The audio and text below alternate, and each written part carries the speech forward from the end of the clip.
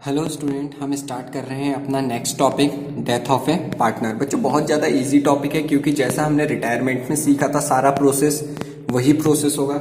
इस क्वेश्चन को समझने के लिए मैं एक क्वेश्चन की हेल्प ले रहा हूँ। इस टॉपिक को समझने के लिए मैं एक क्वेश्चन की हेल्प ले रहा हूँ। तो वो क्वेश्चन आपकी स्क्रीन पे है, देखिए।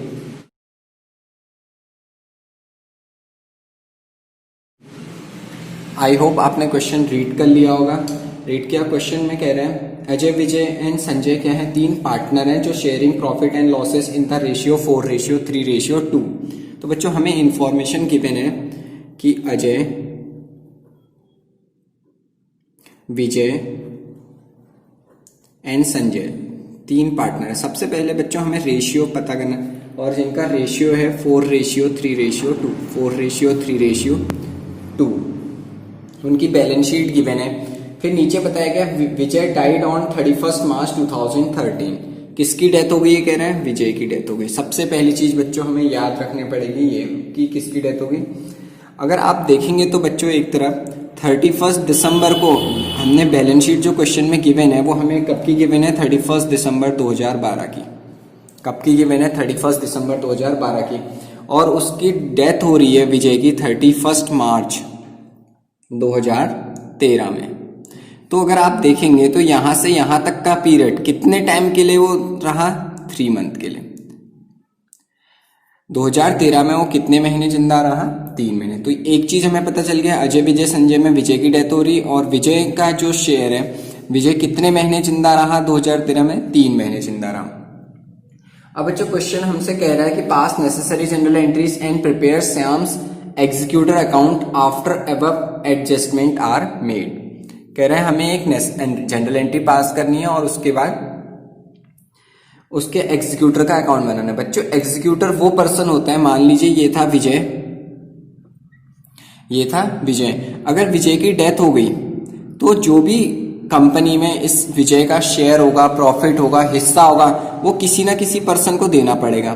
किसी ना किसी पर्सन को। वो पर्सन इसका बेटा हो सकता है, उसकी वाइफ हो सकती है, उसके मम्मी पापा हो सकते हैं, कोई भी हो सकता है, जिसे हम एग्जीक्यूटर बोलते हैं। जिसे हम क्या बोलते हैं? एग्जीक्यूटर बोलते हैं। तो ठीक है बच्चों, ऐसे क्वेश्चनों में हमें हमेशा सबसे पहले कैपिटल अकाउंट बनाना पड़ता है। कभी कभी रिवैल्यूएशन की जरूरत पड़ गई तो ठीक है, अदरवाइज नहीं पड़ती। रिवैल्यूएशन अकाउंट हमें पहले से बनाना आता है।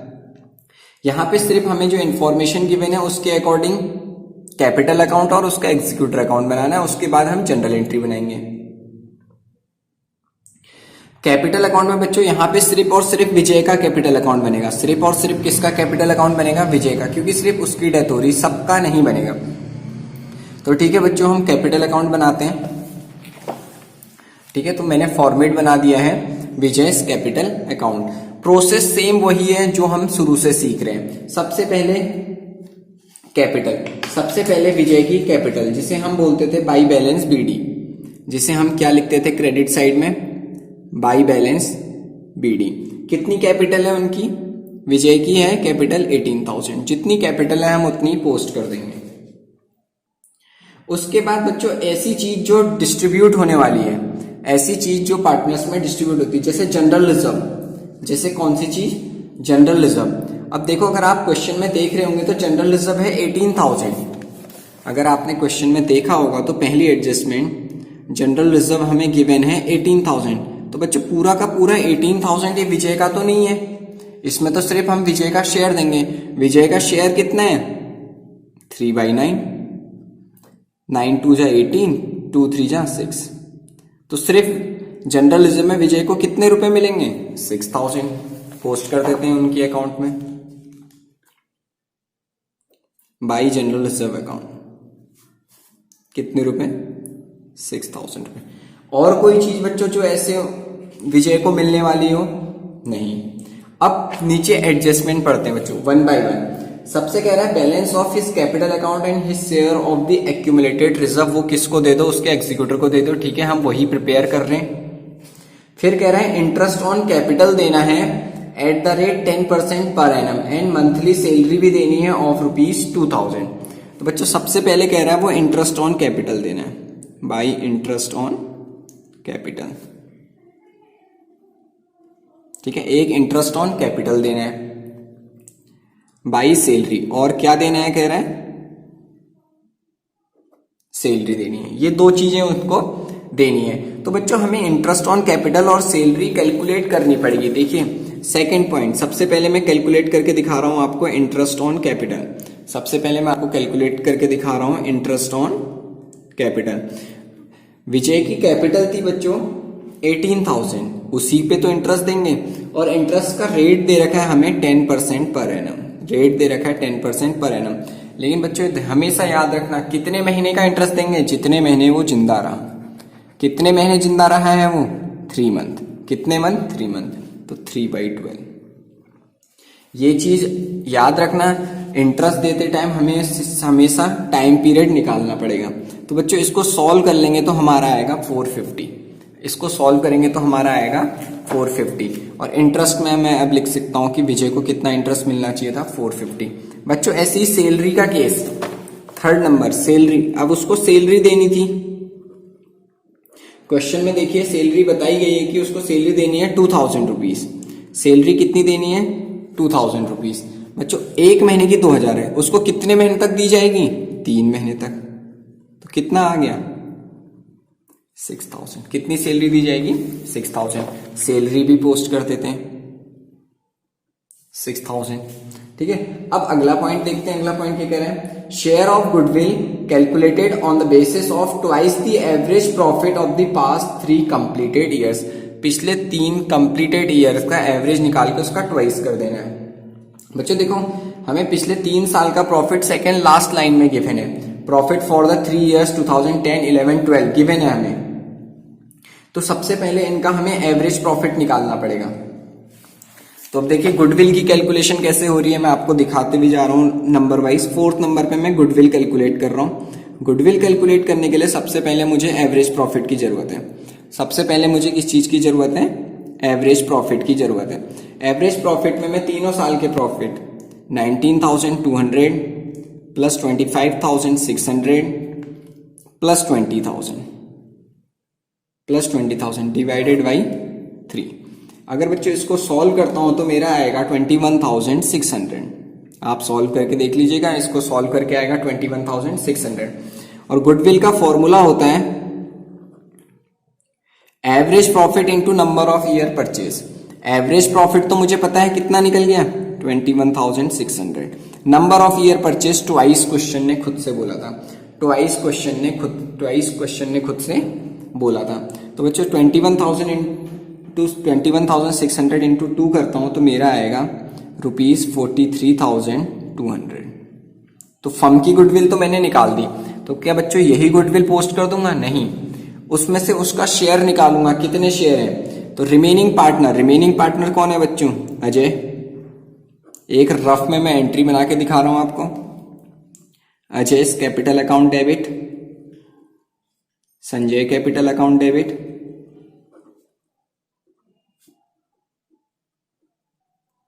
टू रिटायरिंग पार्टनर या जिसकी डेथ हो रही है, किसकी डेथ हो रही है, विजय कैपिटल अकाउंट।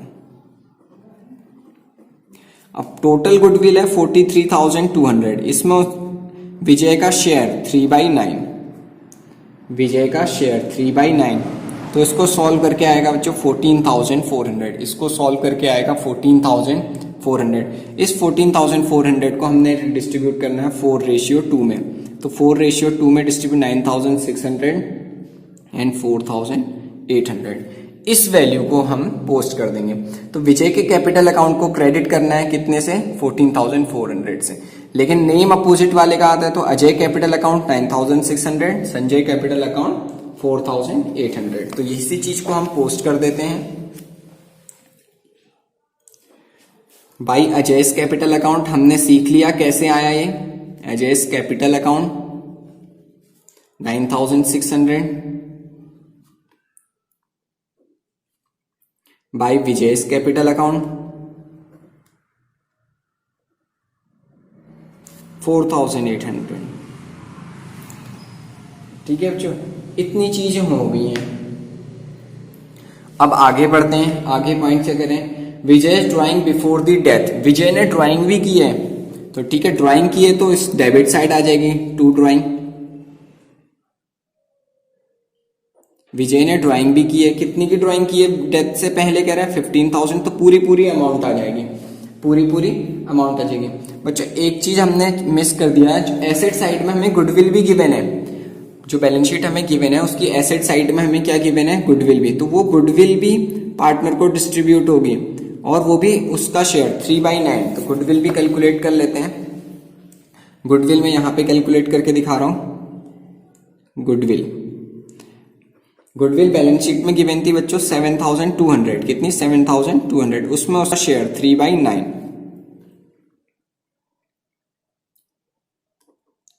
2400, उसका शेयर कितना आ गया 2400। ये 2400 हम गुडविल में वैल्यू पुट कर देंगे, क्योंकि जो भी गुडविल होती है अपेयरिंग गुडविल वो डिस्ट्रीब्यूट करनी पड़ती है, वो क्या करनी पड़ती है, डिस्ट्रीब्यूट करनी पड़ती है।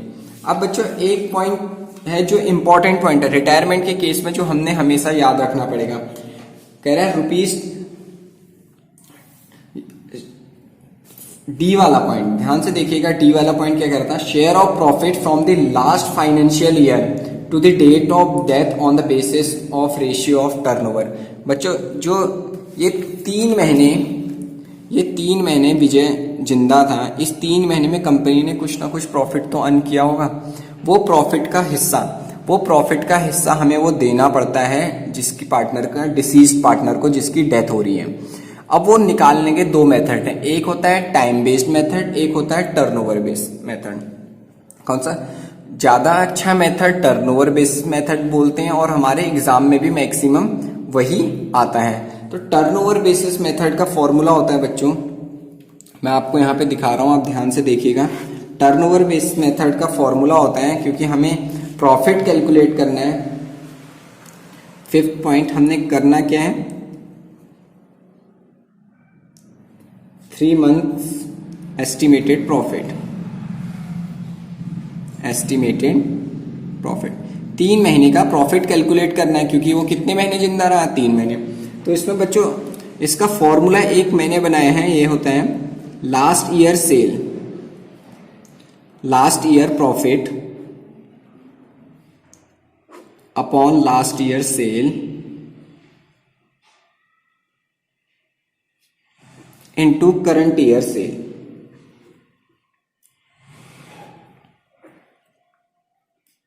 Into current year cell.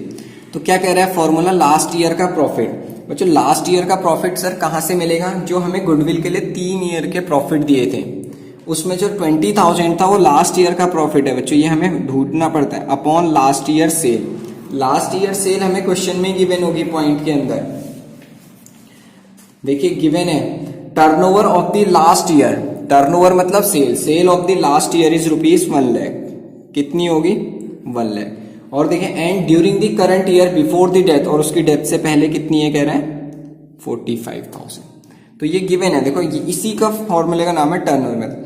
मैंने क्या किया, last year profit 20,000, last year cell 1 lakh, current year cell 45,000। इस वैल्यू को सॉल्व करता हूं तो बच्चों मेरा आंसर आएगा 9,000।